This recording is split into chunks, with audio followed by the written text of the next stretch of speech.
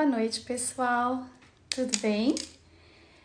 Hoje eu fui convidada para fazer uma live pela minha querida amiga Juliana Guedes, né, Ju? E só que eu resolvi chamá-la, porque como eu tenho salvo as lives do nosso momento de conscientização sobre alergia, eu falei para Ju, então eu chamo você pelo meu Insta pra gente poder bater um papinho, tá bom? A Ju já tá aqui, então eu vou chamar a Ju. Tudo bem, pessoal? Sejam bem-vindos. Estou chamando a Ju. Oi, Lívia. Oi, Vigal. Olá, sejam todos bem-vindos. Oi, Ju! Oi, Eliane, tudo Que bom? delícia te encontrar. Sabe Sim, que, mais uma live juntas. sabe que foi muito interessante, porque o Arthur, meu filho, falou assim: hoje foi um dia corrido, né? Como tá sendo para todo mundo. E aí o Arthur falou: mãe, mas você já fez a live com ela? Eu falei: pois é, e dessa vez vai ser um pouquinho diferente, né? Foi ela que me convidou, mas eu falei: vamos fazer no meu. Porque Verdade, daí com eu certeza. consigo salvar e aí outras pessoas podem ter a oportunidade de assistir, né, Ju? Com certeza, Eliane. E foi muito também por conta dessa semana aí intensa e inteira falando sobre a conscientização da alergia alimentar. Então, acredito que é para complementar e também ser um bate-papo, como a gente conversou, de dúvidas que são muito frequentes no universo fonoaudiológico, principalmente Isso. das fonos que atuam, dos fonoaudiólogos que atuam com crianças com dificuldades alimentares, não é? E para as famílias também, que acabam chegando para a gente sem ter Aham. uma direção. Então, foi muito nesse sentido que a gente conversou, né? E eu falei, Eliane, eu quero que você esclareça muitas dúvidas que estão aqui, ó, na minha cabeça e de tantas pessoas. Ô, Ju, ontem teve uma pessoa até que perguntou qual era o tema da live. Porque é tão corrido, né, que às vezes a gente divulga, mas a gente esquece de repetir aqui, né? Então, o tema da nossa live é alergia alimentar e as principais dúvidas das famílias e dos fonoaudiólogos. Mas nós vamos falar hoje, né, Ju, um pouco mais sobre os aspectos não só de termos técnicos, nem definições, porque como você mesma disse, é uma semana de conscientização, né? Então, muitas pessoas têm essas informações, mas hoje o nosso bate-papo seria em cima das dificuldades alimentares, das alergias, dos pais e das questões fonoaudiológicas, porque a gente sabe, as alergias estão crescendo muito, né? Muitas crianças, como você mesmo vem falando para mim em alguns momentos que a gente conversa, estão chegando no consultório fonoaudiológico. E o que eu acho interessante, Ju, é contar um pouquinho da minha história nesse sentido. Eu sou formada há 25 anos e eu sempre trabalhei com casos neurológicos, né? E trabalhar com casos neurológicos, você tem que trabalhar a alimentação, né? Porque uma criança com síndrome de Down, com paralisia cerebral, com síndromes diversas. E aqui em Campinas, que é a minha cidade local, eu trabalhei meu primeiro emprego foi na APAE. Eu tive esse presente de trabalhar na estimulação infantil com os bebês e com as crianças durante 8 anos. E depois eu fui para uma clínica multidisciplinar. Físio, fono, TO, psicólogo, muito legal. E lá nós atendíamos pacientes muito graves, porque era uma clínica referência, né? E a fonoaudióloga sempre trabalhou com a alimentação, né? É um fato isso. Mas especificamente agora, nesses últimos anos, eu continuo trabalhando com isso e tem, como você mesma disse, aparecido muitas crianças com alergia. E a criança com dificuldade de alimentação, ela necessita de várias coisas. E a criança alérgica também. E desde que eu comecei, há 9 anos atrás, trabalhar com uma criança múltipla alérgica, eu diminuí coincidentemente meus casos neurológicos graves, porque eu fui ficando mais velha, a necessidade do corpo foi mudando e as pessoas já sabem, né? Eu tenho uma filha especial que também requer muitos cuidados. Então eu tive que fazer uma diminuição desses atendimentos neurológicos e foi aí que eu enfatizei muito mais os meus estudos, os meus cursos, a minha dedicação, não só na dificuldade da alimentação, também em alergia, né? Então acho que é importante contar um pouquinho sobre isso. Com certeza. Tem É, tanta gente aqui já conhecida, né, que tá é chegando. muita gente, muito legal. Eu fiz bastante propaganda, sabe, Eliane? Porque é um assunto que, que como a gente vem falando, que exige mais conhecimento, né, num todo. E a gente, fonoaudiólogo, que atua com alimentação, a gente não pode ficar sem esse conhecimento, mesmo que ele não seja totalmente aprofundado, até porque Eu tô qual é rindo o porque tem uma assunto? pergunta. Qual é o assunto? Alergia alimentar para fonoaudiólogos e famílias. E aí, o que que acontece? A gente precisa ter esse conhecimento, por mais complicado que ele seja, porque a gente sabe que cada caso é um caso e que requer, né, um estudo personalizado, com um médico acompanhando. Mas a gente sabe que, enquanto fonoaudiólogo, esse conhecimento não chega até a gente, né? Então, a gente precisa ir atrás dele, porque, pelo menos na época que eu fiz graduação e nas pós, e eu fiz o aprimoramento em disfagia, eu não vi absolutamente nada falando sobre alergia alimentar. E eu, por também ser amante da parte de alimentação, que também foi os meus primeiros contatos com a fonoaudiologia em disfagia, hospitalar, pacientes neurológicos, né, PC, síndromes. Então, acaba que esse universo é encantador para mim, requer né, essa atuação dos mais profissionais, e essa parte da alergia é um assunto que não é falado de forma frequente e geram muitas dúvidas nos fonoaudiólogos e nas famílias. Então é muito por conta disso também, né, que a gente tem esse intuito hoje aqui de bater esse papo. E você sabe, Ju, que pensando nisso, veja, eu sou formada há 25 anos. Então, sempre trabalhei na parte de motricidade orofacial, sempre trabalhei com casos neurológicos e sempre trabalhei com alimentação. E realmente, olha, se pensar nesses 25 anos, atualmente é que tem crescido muito esse número de alérgicos. Então, às vezes, os pais perguntam assim: puxa, mas por que da alergia? Então, essa questão do diagnóstico, o diagnóstico ele é médico, mas o médico ele se apropria de outras profissões para auxiliar no diagnóstico, né? O fonoaudiólogo, a terapeuta ocupacional, a nutricionista, a psicóloga. Uma criança que apresenta alergia, geralmente ela tem o pediatra, ela tem o gastropediatra, ela tem o alergista, algumas vezes tem o otorrino, porque a alergia ela é um tema multifatorial, né? Então você tem aquela alergia, como toda essa semana já foi falado, né, na conscientização, você tem as alergias, que é a que a gente vai falar, que é as alimentares, né?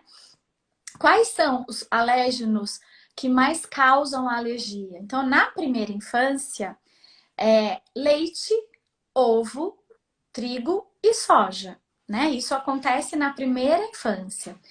Depois nós temos o amendoim, peixe, frutos do mar e castanha. Não significa que a criança não vai ter alergia a fruto do mar, porque acomete também pessoas mais adultas, ou que o adulto também não pode ter alergia a ovo, a soja. Então, são os mais conhecidos são ovo, leite, soja, trigo, amendoim, peixe, fruto do mar e castanha. Nós sabemos que existe, né? Alergia a gergelim. Existem outros tipos de alimentos que também, camarão, que as coisas reagem. Mas na primeira infância, a gente recebe muito isso. E se eu Aham. pensar que a gente está falando de alergia e dificuldade alimentar, porque esse tipo de alergia que nós vamos falar agora, ela é uma alergia de alimento. E a gente precisa comer. E qual é o primeiro alimento que a gente recebe? É o leite materno. Então é muito importante dizer que não existe alergia a leite materno. né? Por favor, Eliane, fale bastante. Sim, Bate nessa tecla. Não existe alergia a leite materno. A criança, vou falar, então vamos começar pela amamentação, né? A criança, quando ela começa a amamentar e a mãe suspeita, por quê? Porque uma criança que tem alergia, Ju, na amamentação e até na introdução alimentar, é uma criança que chora muito. Por quê? Porque ela tem sintomas, ela tem desconforto, né? Quais são os sintomas que a alergia pode provocar? São vários, né? A gente sabe que a alergia alimentar, ela acaba impactando no sistema respiratório, no gastrointestinal, pode ter algumas coisas na pele, mas basicamente o que chega no consultório pra gente são essas crianças que apresentam vômitos, são crianças que choram muito na hora de mamar. São crianças que têm aquela barriguinha durinha. Você põe...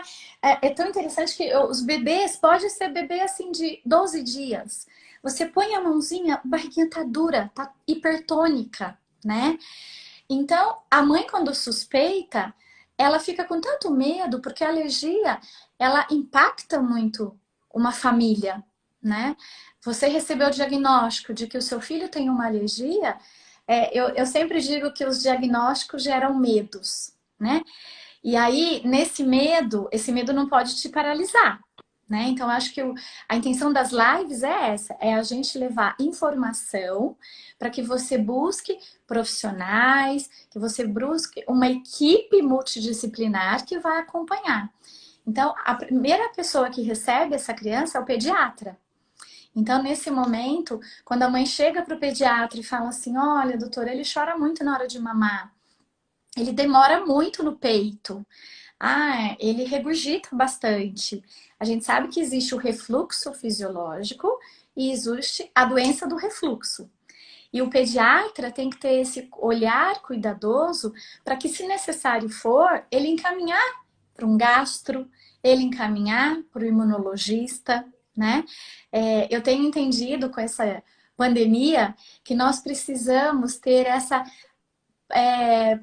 parceria, né? Nós não somos donos do saber. A gente tem que ter humildade. Eu mesma, muitas vezes as mães perguntam coisas para mim, eu falo, olha, desculpa, não sei. Eu vou pesquisar sobre isso e te digo depois, né? E essa mãe, quando o bebê, quais são algumas sinais, né, de uma alergia no bebê? Essa criança que chora demais, que vomita, que tem o abdômen distendido, que tem barulhinhos para mamar, barulhinho para deglutir. Você tem também no bebê, às vezes pode acontecer, na hora que a mãe abre a fraldinha, ela vê uma rainha de sangue, né? E aí, nesse momento, essa mãe tem que falar com o médico, né? Porque o diagnóstico é médico. Com Só que certeza. vamos pensar em tudo isso que acontece, porque a gente vai falar de alergia, mas a gente vai falar de alimento. E a alimentação, ela é um processo complexo, né? Puxando para a área fonoaudiológica, a alimentação ela envolve aspectos neurológicos, os motores orais, né, de maturidade, toda essa parte. Eu tô vendo um monte de gente fazer acenar para mim, ai meu Deus. E a parte sensorial, né? Então, se você pensar em fatores orgânicos, um bebê que nasce prematuro e que tem a necessidade de ficar no hospital por um tempo maior, se esse bebê usa uma sondinha, né? Seja nasal, oral, se esse bebê teve muita manipulação e ele acaba tendo alta do hospital, vamos por uma alta rápida, né?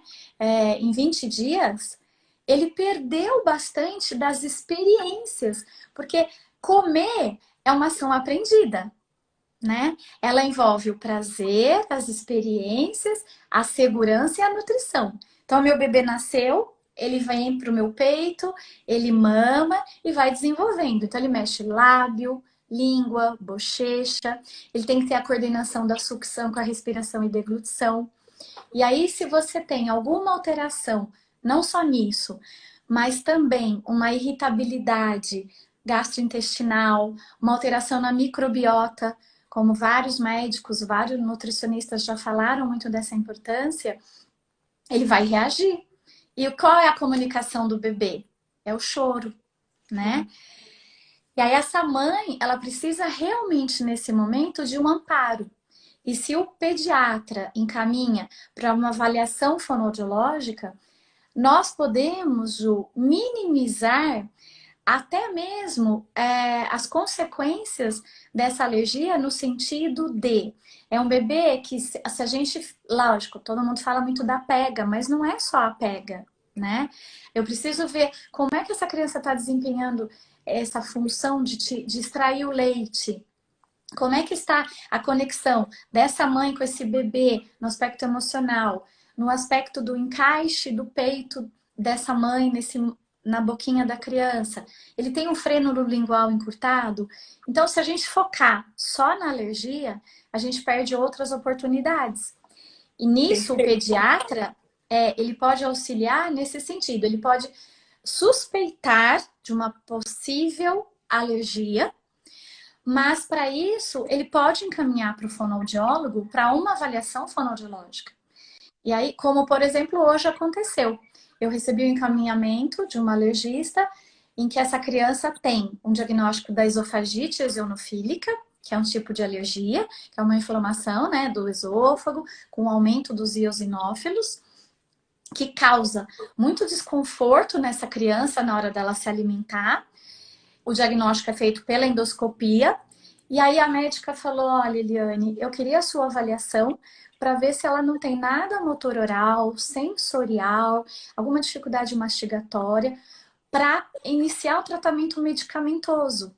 Então, esse médico pediatra que recebeu essa mãe ainda lactente, com algumas queixas, ele pode ligar um sistema de alerta e falar, opa, essa criança pode ter uma aerofagia, ela pode estar engolindo muito o ar, principalmente no choro, porque o bebê que tem alergia, ele briga bastante com o peito, com a mamadeira, com a mãe, então ele faz muitos movimentos, né, de extensão, de flexão. Quando a gente faz isso, o que que a gente faz, Ju? A gente abre a boca, a gente engole ar.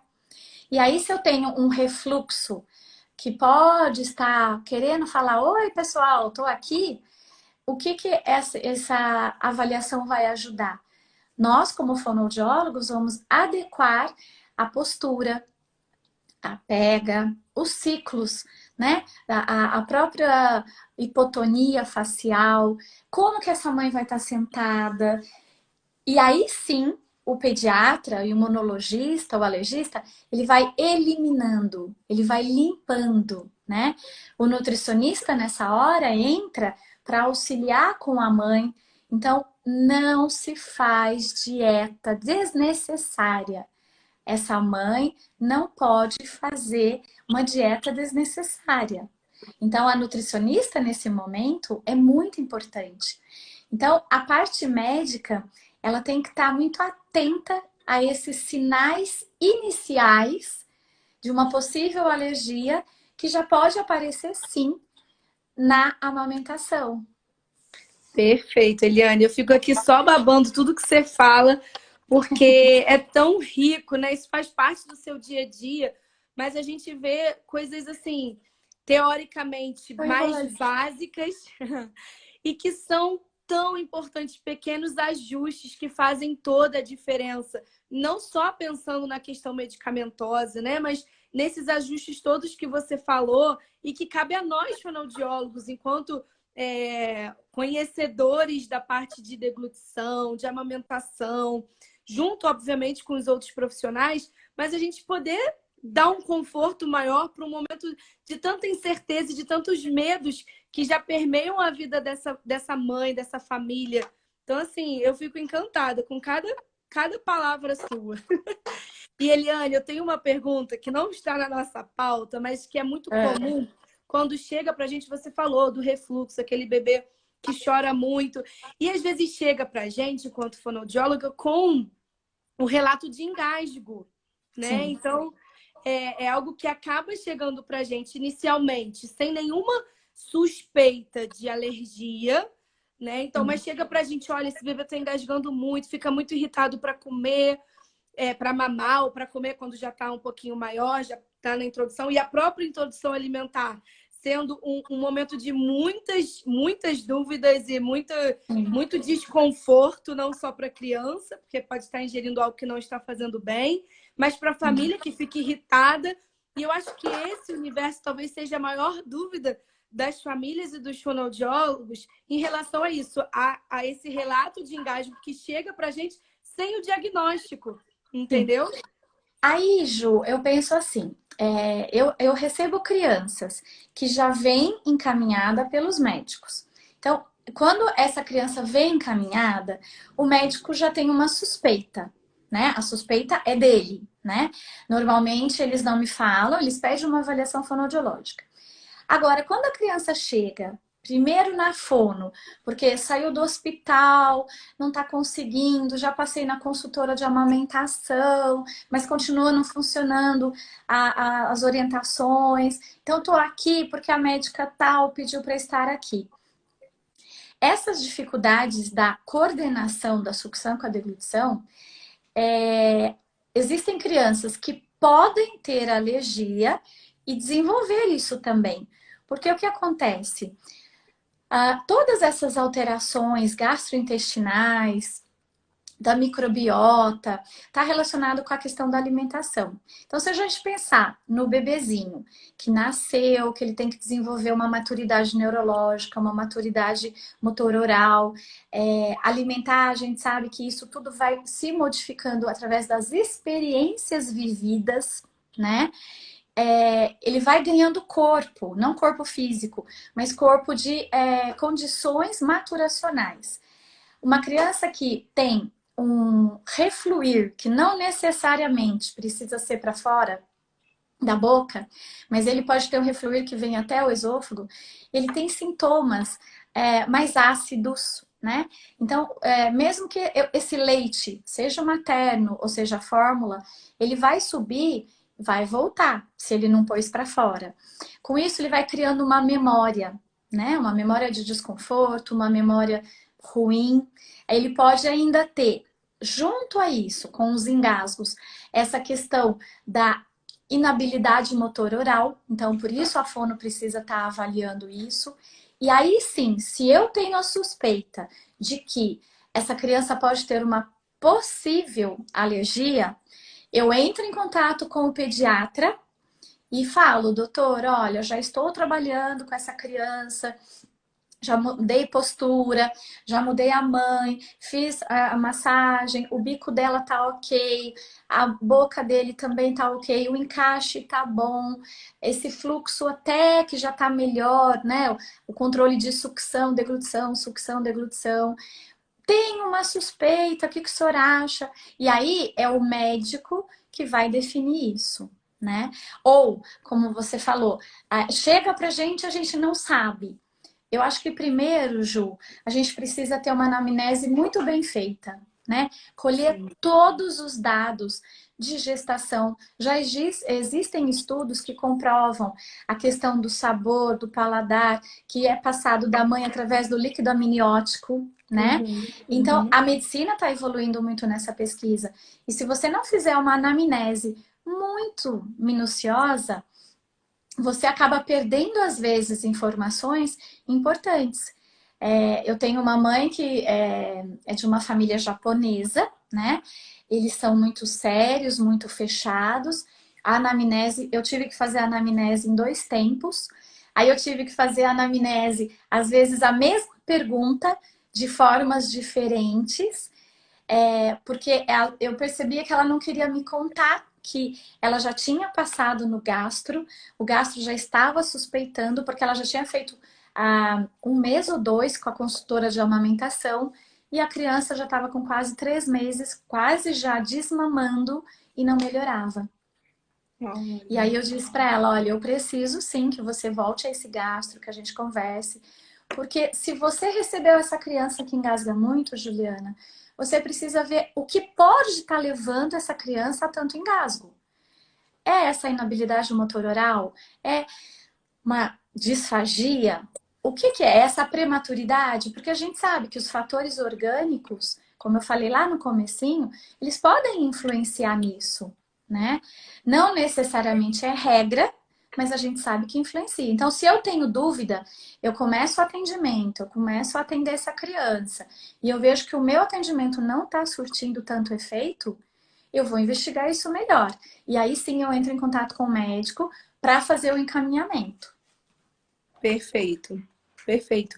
E é bem nesse sentido, porque, por exemplo, eu atuo aqui em Teresópolis e a alergia alimentar, por mais que ela não é de região, ela não é muito falada aqui, né, no nosso dia a dia. E aí, quando a gente vê um bebê ou uma criança que não tem uma recusa alimentar, porque acontece, ou uma dificuldade muito grande, passou por essa introdução de forma tão difícil. E aí chega pra gente unicamente porque não tá comendo. Às vezes não tem nenhum engasgo, porque não tá comendo. E aí você vai investigando isso, e aí você vai falando assim, vai abrindo várias possibilidades, né? Porque a Isso. gente sabe que não é só a alergia, mas a gente vai Não, percebendo que, opa, a gente tem que ir investigando pra gente isso. saber o que tá, por que que tá causando isso. E aí a gente fala do que você falou que eu adoro, que são essas experiências muito ruins que essa criança foi tendo desde bebê. E que às Isso. vezes chega pra gente com 2 anos, 2, 3 anos. Ah, a criança é chata para comer, não come bem. E aí você vai pegando o histórico e lá, e aí você pode se deparar com uma possível alergia que até então não foi diagnosticada, porque talvez não tenha tido aquelas manifestações, né, que deixam as famílias desesperadas. E aí vai levando, levando, e você vai falando, poxa, podia tanto ter minimizado esse impacto logo lá no início. É Então, por isso que eu falei para você, né, Juliana, que essa anamnese bem feita, ela vai te levar a montar esse quebra-cabeça. Porque, assim, o tema da live é alergia alimentar e as dúvidas que nós, fonoaudiólogos, temos e que os pais também têm. Então, a gente sabe que de 25 a 45% das crianças que têm o impacto na alimentação são crianças que têm um desenvolvimento normal.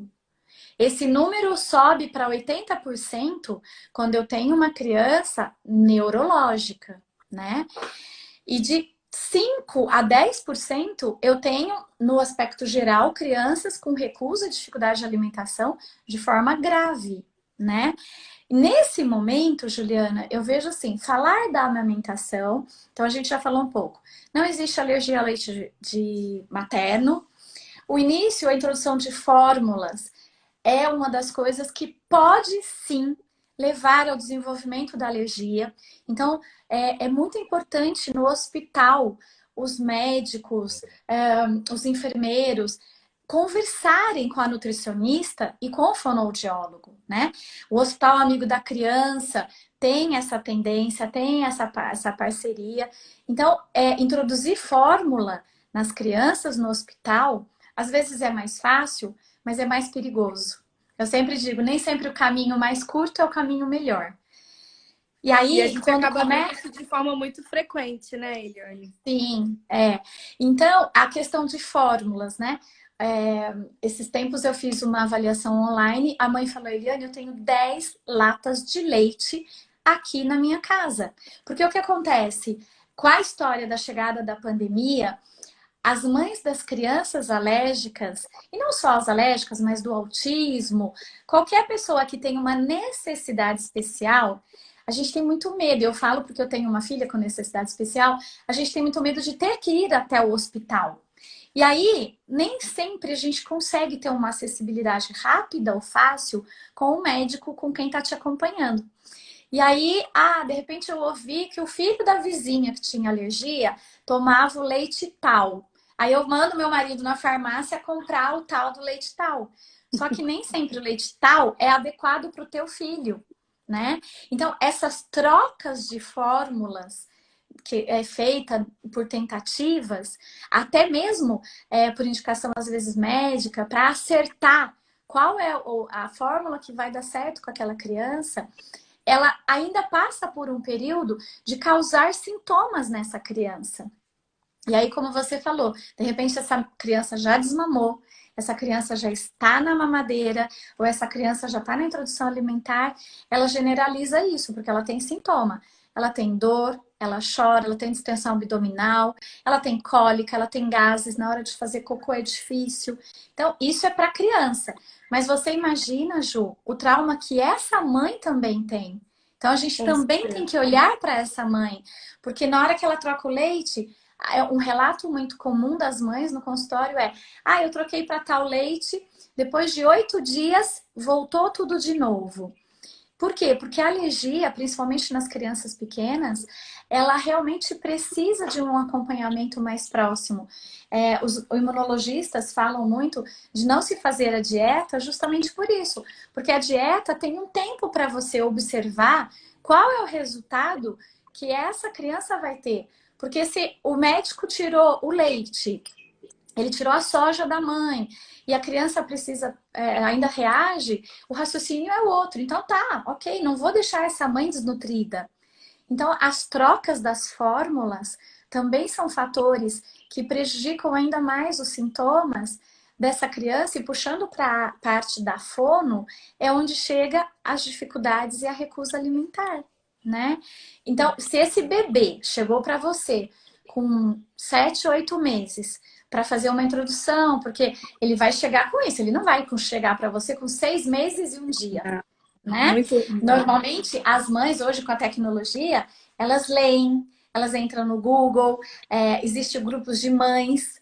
Só que uma coisa que é muito importante, que eu bato muito nessa tecla, é individualização. Você pode ter um grupo de mães de alérgico, podem ser parecidos os sintomas, as medicações, mas existe a criança A, a criança B, a criança C, a criança D, e cada filho é um e ele tem que ser avaliado individualmente, né? Você pode ouvir, ter a experiência, buscar o profissional que aquela pessoa indicou, mas a gente não pode fazer igual para todo mundo, porque nós não somos iguais, né?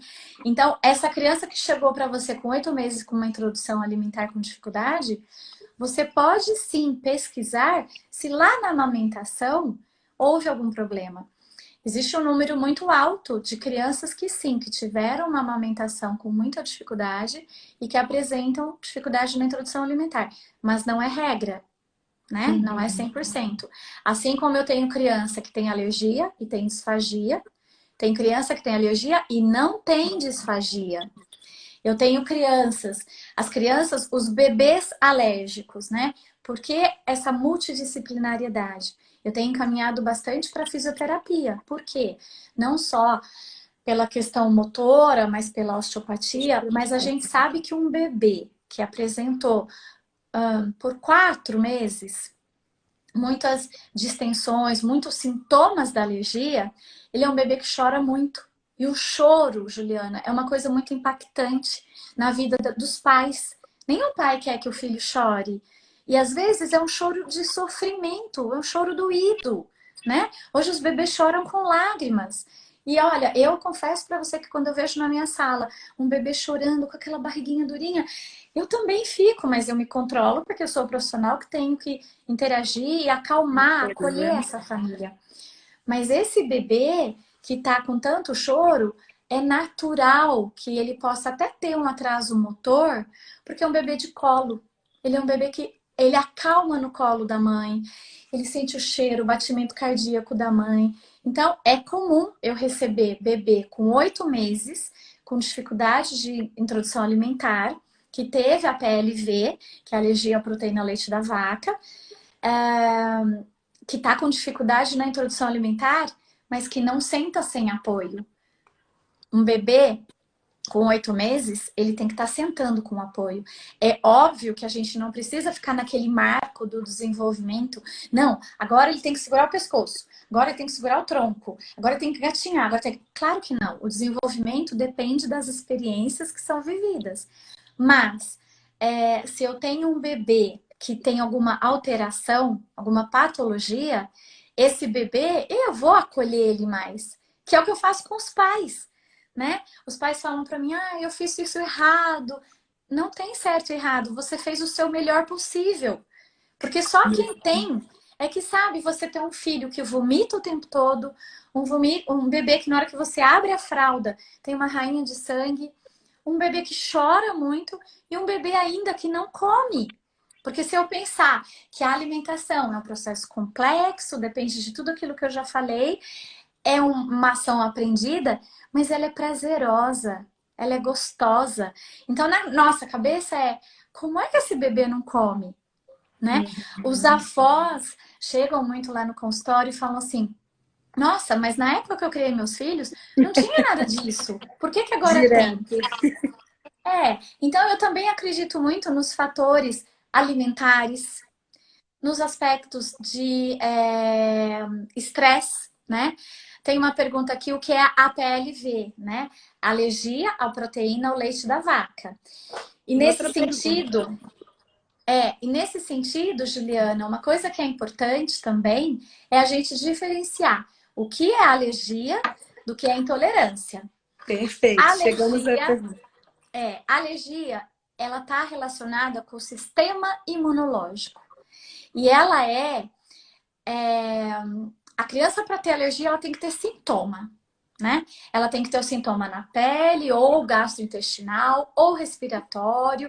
Essa criança tem sintoma. Se ela não tem sintoma, não é alergia. Isso todas as lives, todos os médicos, todo mundo tem falado, as nutricionistas. E o que seria a intolerância? A intolerância não faz parte do sistema imunológico, ela é uma dificuldade na digestão, né? Ela dá sintomas mais tardios. Então, é importante porque muitas vezes a gente vai falando, ele é intolerante à lactose, ele é intolerante ao leite, ele tem alergia. Então, é muito importante as famílias e os próprios fonoaudiólogos, já que a nossa live é para família e para fonoaudiólogo, a gente saber essa diferença, né? Até para acalmar o coração dos pais. Sim. Tem uma... A Janaína falou aqui, ó. Minha bebê tem 15 meses, é a PLV muito seletiva. Então, é muito ligado... Ó, tem mais gente falando aqui. Isso. Porque a alergia, ela traz todos esses sintomas sensoriais, né? A gente tem as crianças que têm sintomas globais, né? Então, aquela criança que não gosta de lavar o cabelo, que não gosta de cortar a unha, que não gosta da etiqueta da roupa, que não pisa na grama, eles são sintomas sensoriais mais globais. E eu posso ter os sintomas sensoriais mais orais, né, relacionados à fonoaudiologia, que é uma criança que tem refluxo, uma criança que volta todo esse líquido, que vomita, que tem todos esses sintomas gastrointestinais, que ela demora para esvaziar o intestino, é mais lento, ela pode ter a anteriorização do reflexo de vômito. Ela pode ter uma hipersensibilidade intraoral. Ela pode ter o reflexo de vômito, que é um reflexo natural do bebê, que vai amadurecendo conforme os meses vão passando, 7, 8, 9 meses. Ele pode se tornar mais tardio. E aí, nesse momento, Juliana, essa criança de 15 meses, que chega após a introdução alimentar com a recusa, é uma criança que a gente tem que investigar se, além da alergia, como ela falou que tem alergia à proteína ao leite da vaca, ela ainda mantém essas alterações sensoriais. E aí sim, o fonoaudiólogo tem que atuar em cima disso. Por Sim. quê? Porque a alergia à proteína ao leite da vaca, ela começa no pequenininho, na amamentação, no uso da mamadeira, na introdução de fórmula. E aí o que acontece? É um bebê que ele pode ter essa anteriorização do reflexo, ela pode ter náuseas, ela pode ter dificuldade em movimentar essa língua dentro da boca, em gerenciar esse alimento dentro da boca. E aí, quando começa os 6 meses, que o calendário dá 6 meses, essa criança tem que sentar na cadeirinha e a mãe pensa que ela vai trazer aquele prato lindo, maravilhoso, ela vai abrir a boca e a criança vai sair mastigando, comendo, e não é assim que acontece. A criança com alergia, ela tem tanta memória de tudo que ela viveu, o prematuro, ele tem tanta memória de tudo que ele sentiu, do tanto que ele foi manipulado, que naquele momento isso pode aflorar. Não de forma tão elaborada como a gente está conversando agora, mas ela existe. E aí o que acontece? na introdução alimentar? Normalmente, as famílias usam a colher emborrachada, porque tem medo de machucar. Porque existe uma associação. Comer, eu tenho que ter dente para mastigar. Mas vamos falar agora para as famílias. O bebê tem gengiva. Quando a gente vai fazer a introdução alimentar, eu não vou dar arroz, feijão, carne e batata. Eu faço uma comidinha de legume, bem cozidinho, e eu amasso esse legume. Então, como ele já tem 6 meses, eu acredito que neurologicamente ele já está bem, ele já está desenvolvido com a idade de 6 meses. Ele já tem um controle motor físico, ele já senta sem apoio, ele já tem membro superior que ele movimenta, ele já tem mais habilidades, porque durante 6 meses ele amamentou, ele usou lábio, língua e bochecha. Então esse bebê tá pronto. Nem sempre, né? E aí esse bebê que tem essa alergia, ele pode ter essa imaturidade motora global. Então pode ser um bebê que ainda não está sentando muito bem. Ele ainda pode ter questões sensoriais orais, que é a fonoaudióloga que vai trabalhar. E aí, a hora que a mãe chega com a comida, o que essa criança faz? Existe um movimento ainda, né? Anteroposterior dessa língua, que essa criança, muitas vezes, é engraçado ver nesses programas de videocassetadas, né? Que a criança, você põe, ela cospe. Você põe, ela cospe. Ela pode ter uma língua ainda que não está pronta para isso. Então, vai ser o que você vai fazer com a colher que vai modificar e ajudar essa criança a comer melhor. Quando essa mãe dá a comida e essa criança fica cuspindo, ou ela ainda tem sintomas sensoriais, é muito comum a gente, enquanto mãe, ficar frustrada. Porque eu falo, poxa, eu preparei toda essa comida e ela não vai comer, ela tá cuspindo, ela tá engasgando. Então, o que eu faço? Se eu fiz uma papinha de cenoura, eu não vou dar mais a cenoura. Se eu fiz uma papinha de abobrinha, eu não vou dar mais abobrinha, porque eu vou entender que ela não gosta. E aí, eu vou retardando cada vez mais as introduções de alimentos e da variedade, né? E a criança alérgica, ela busca o quê? Conforto. Ela precisa se sentir segura, ela precisa ter conforto, né? E com isso, ela vai recusando aquilo que pode ser estranho para ela. Ela olha para aquele monte de comida e fala, meu Deus, será que eu vou ter que comer tudo isso? Então eu como 2, 3 colherzinhas só e depois eu recuso. E aí é onde entram os distratores, o celular, as musiquinhas. Então o que eu acho que é muito importante, Juliana, falar é assim, a família, ela é quem determina o que a criança vai comer, onde essa criança vai comer e quando. Ela vai comer com rotina, sem rotina, ela vai comer no cadeirão, ela vai comer no sofá, ela vai comer no colo. O que eu vou dar? Eu vou dar batata, eu vou dar cenoura, eu vou dar ovo, o que eu vou dar? Esse é o papel da família. Agora, qual é o papel da criança? A criança, ela vai dizer quanto ela vai comer e se ela quer comer. E aí, como essa mãe colocou, que já tem 15 meses e tem a recusa, é assim que começa. 6, 7 meses. Eu conheço mães, eu tive uma mãe que o relato dela foi tão bonito, que ela falava assim, Eliane, eu termino de dar comida, ele comeu 7 colheres e eu tô com dor no ombro. Por quê? Porque ela ficava tão tensa na hora de dar comida, porque primeiro, se ela excedesse um pouquinho mais no volume, ele vomitava. Então, para ela, dar a refeição já era um estresse, porque ela tinha medo que ele vomitasse. Então, ela levantava os ombros, eu pedi para o marido filmar, e ela dava comida assim. A hora que ela terminava, ela estava exausta. Claro que ela estava exausta, né? E aí, outras mães seguram na boca, né? Pensando assim, o que pode causar essa dificuldade alimentar? A gente sabe que grande número das crianças alérgicas tem dificuldade alimentar. A gente tem os fatores orgânicos, que é tudo isso que a gente já falou, e existem os fatores ambientais. Quais seriam eles? Seria uma introdução precoce, seria uma introdução tardia, e seriam todos esses movimentos que, sem a gente perceber, enquanto mãe, a gente faz. Ah, então se ela não quer comer a, a batata, eu faço o brócolis. Se ela não quer o brócolis, ela come a cenoura. Se ela não quer a cenoura, eu faço a mandioquinha. E aí eu vou fazendo tanta tentativa. Aí eu ponho a musiquinha, aí eu uso a colher emborrachada, aí eu uso a colher de metal, que a criança fica confusa. Ela perde parâmetro para tudo isso, né? E aí o profissional, não só o médico, mas o fonoaudiólogo, o nutricionista, o psicólogo, o TO, todos esses profissionais trabalhando em conjunto vão acolher essa mãe e falar: calma, Calma. o que que a gente precisa nesse momento? A gente precisa que ele sente no cadeirão. Não, ele não aguenta ficar no cadeirão. Ok, então vamos forrar o chão, vamos comer no chão. Ah, ele não aguenta ficar no chão. Então vamos colocar numa superfície maior, na cadeira grande, com aparatos para que ele não caia, e vamos começar. Tudo é um começo, né? A gente não muda 6 meses e um dia e sai comendo, né?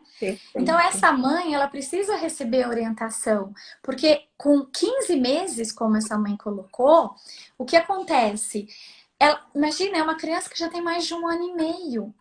Então, ela já tem 1 ano e meio, né? Ela já tem tanta memória de papinhas diferentes, cores diferentes, daquilo que ela vomitou, daquilo que a mãe ficou estressada, cansada. Porque uma criança que vomita, você suja a roupa, você suja o chão.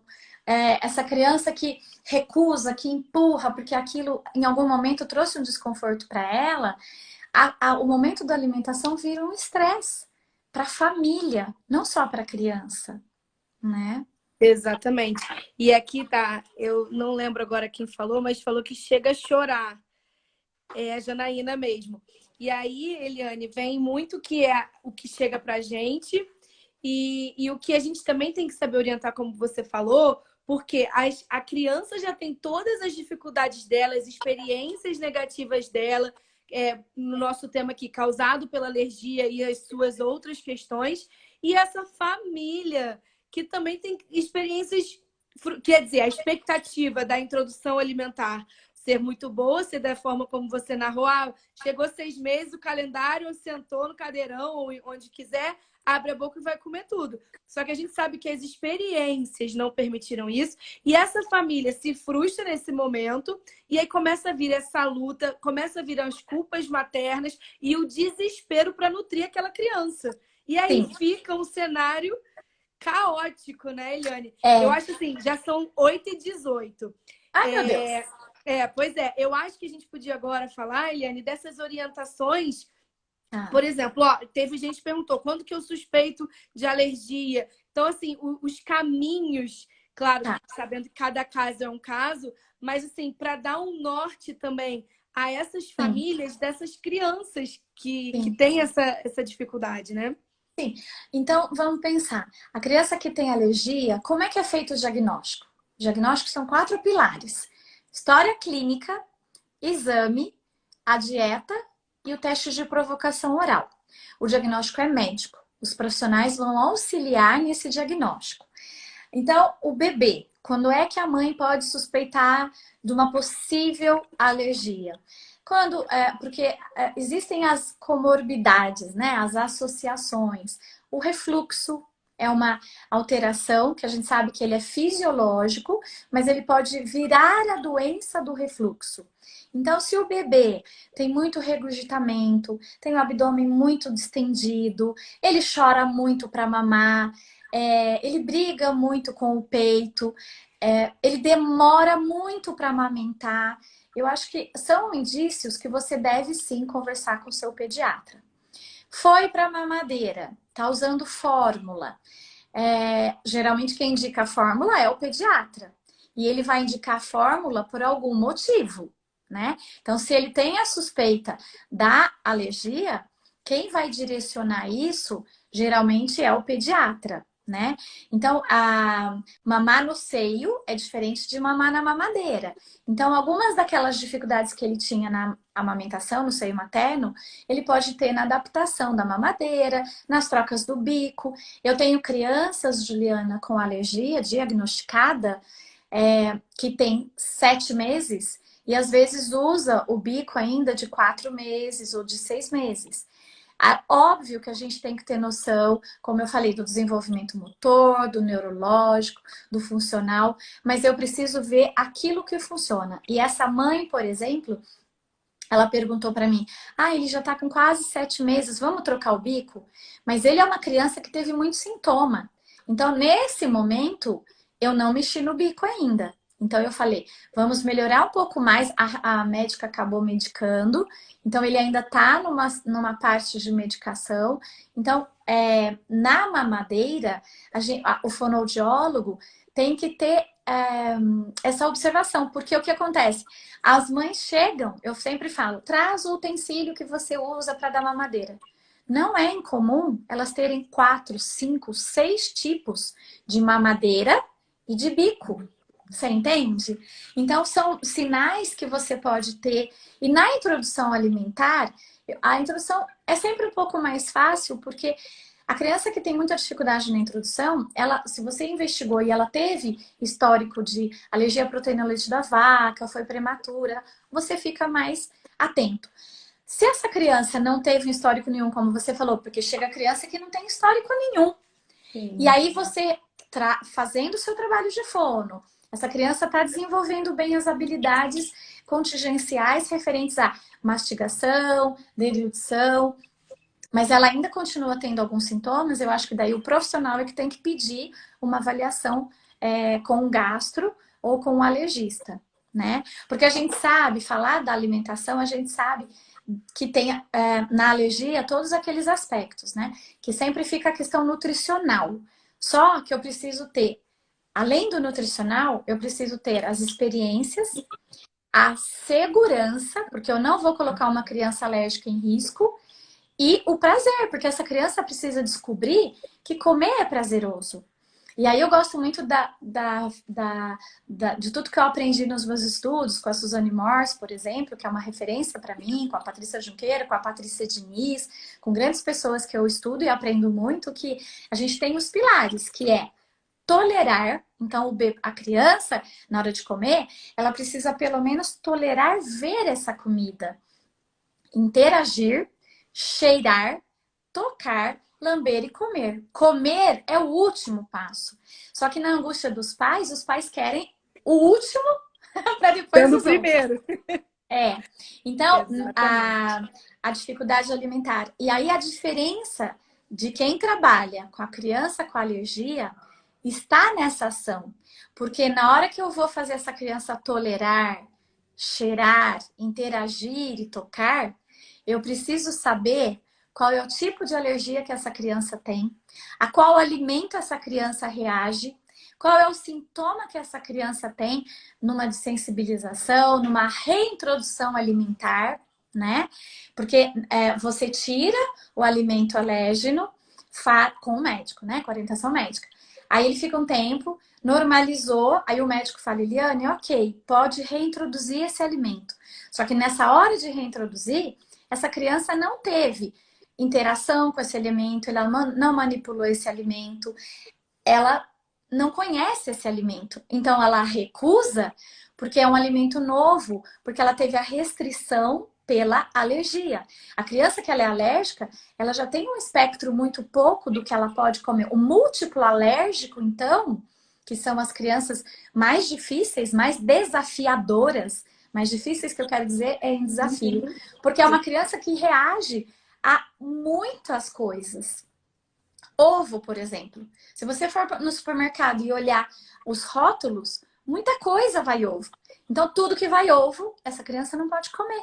E é aí que os pais maravilhosos dos alérgicos, e que eu aplaudo os pais, que essas mães, elas vão para a cozinha, porque elas têm medo que esse filho reaja.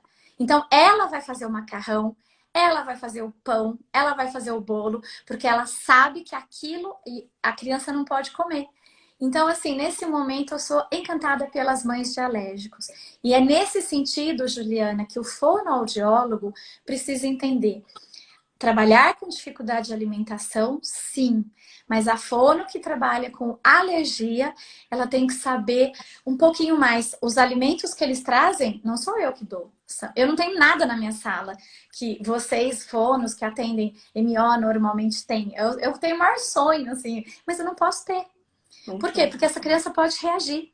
E a gente só faz, eu só auxilio no teste de provocação oral, assim, quando a médica fala, vamos testar o ovo, vamos isso, com a orientação e autorização médica. Então, essa é a diferença do fonoaudiólogo, que tem grande número de crianças alérgicas atender em consultório, porque o impacto é a dificuldade alimentar. Esse é o maior impacto, né? É a recusa. Então, a gente tem que trabalhar nisso. Mas se você tem uma criança alérgica, você tem que saber tudo isso que a gente conversou aqui. Perfeito, Eliane.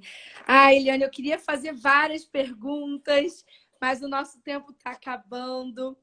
Eu acho que cabe, sim, a gente voltar a falar mais sobre essas questões mesmo, né? De orientação a essas famílias que acabam tendo esse universo que não é de nenhum prazer, e isso gera muita angústia na família, porque alimentar acaba não sendo prazeroso, nem para a criança, nem para a família. Você falou dessa mãe que sai toda tensa, essa mãe que relatou aí que chora.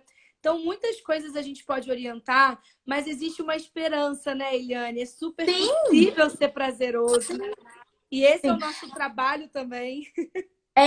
Então, se eu puder deixar uma mensagem aqui para os pais. 2 minutos, fala para mim. Tá, para esses pais, continuem sendo os pais que vocês são. Mas não coloque a alergia em primeiro lugar, acima de tudo, porque antes deles ter uma criança com alergia, ele é uma criança e é seu filho, e você tá fazendo o melhor por ele. E para as fonos que querem trabalhar com crianças com alergia, o recado é: estude, se informe muito sobre o que é alergia, quais os tipos, quais os sintomas, como eu posso fazer, lidar com essa criança com alergia, porque envolve muito mais do que só a alergia. Ju, muito nossa, obrigada. Eu não Voou. sei se... eu não sei se, como você falou, a gente não consegue responder todas as perguntas, mas é um tema que eu adoro, que eu falaria por horas, mas a gente não consegue.